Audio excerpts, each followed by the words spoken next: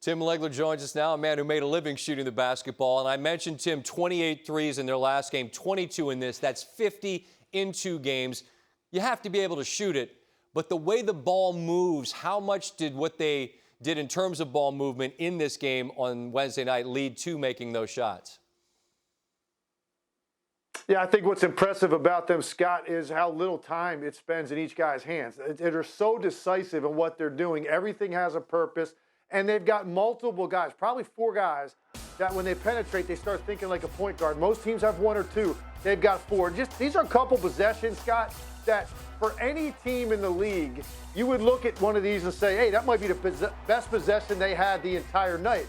The irony is with the Jazz, this is pretty much what it looks like all the time. It's all based on high pick and roll penetration, and then they get that thing moving. I love the second one because you take a look at Conley getting downhill and the way Gobert dives. You engage that big guy, Montrezl Harrell, and when Gobert dives, you force that corner defender, in this case LeBron, to pinch off the corner. He's got to pick up the roll guy, and now you got 2 guys on the weak side, 1 defender. Poor Wes Matthews has to make a decision, and they still make an extra pass because Royce O'Neal easily could have pulled that, but he makes 1 more pass to Jordan Clarkson. And I feel like when I watch them and I'm taking notes, how many times I will write down extra pass, great look. I'll put an asterisk next to it so I can go back and find that play. But I do it more with them than any team in the league by far. And actually their ball movement does remind me of Golden State, I think, at their peak, the way they move it. That's how Utah is moving the basketball. And it's a beautiful thing to watch because there is no wasted dribble with this team.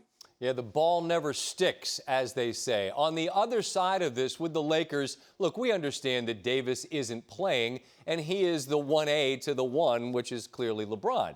But I just wonder what you're seeing out of them during this stretch, if that gives you any concern looking down the road as it relates to the champions.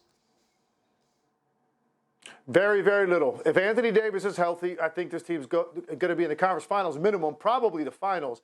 Here's the deal. When you have an NBA champion and you get to this point in the season, which is right in the middle of the season, the newness of the year has worn off. So that adrenaline you get, even though it was a short off season, you still have an adrenaline rush at the start of the year.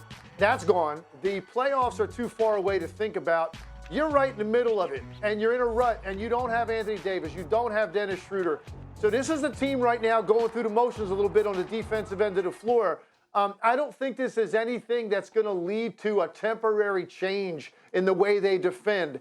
If they have Anthony Davis on the floor and they have Dennis Schroeder, this is a team that can be the best defensive team in the league, and they've got 2 superstars with as much versatility as you can want offensively. I literally have 0 concern. I'm more impressed out of this with the way Utah's playing than I'm going to take away, look at the Lakers, what's wrong with them. I'm just not in that mindset because it's the middle of the year. If this was a month from now, I'd be a little bit more concerned. Not right now. These are the dog days of the season for an NBA champion, and they're going through it shorthanded.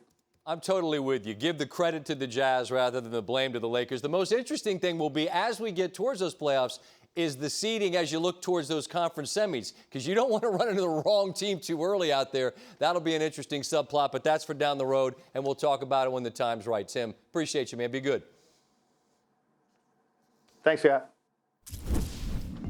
3 more things from this game, and they're little. If you add them up, they could be big. Franchise record 28 threes on Monday. Jazz fire again, drain 14 more in the first half, as you saw. 22 in the game, 53s over the past 2 games. They set the NBA record for any 2-game span. Lakers have now lost 4 consecutive games without Anthony Davis, fall to 5-5 without him this season. It's LeBron's first personal 4-game losing streak since the tail end of his first Lakers season in 2019. Lakers now 4.5 games behind the Jazz. The gap could perhaps grow in the coming weeks with the release of the second half of the NBA schedule. The Jazz have the easiest remaining strength of schedule across the entire league. That is a scary combo, considering how well they are running. Yeah. Look at the top of the West. Jazz 26-6. Lakers in 3rd, full game behind the Clippers. Phoenix was the only other 20-win team entering the day. Thanks for watching ESPN on YouTube. For live streaming sports and premium content, subscribe to ESPN+.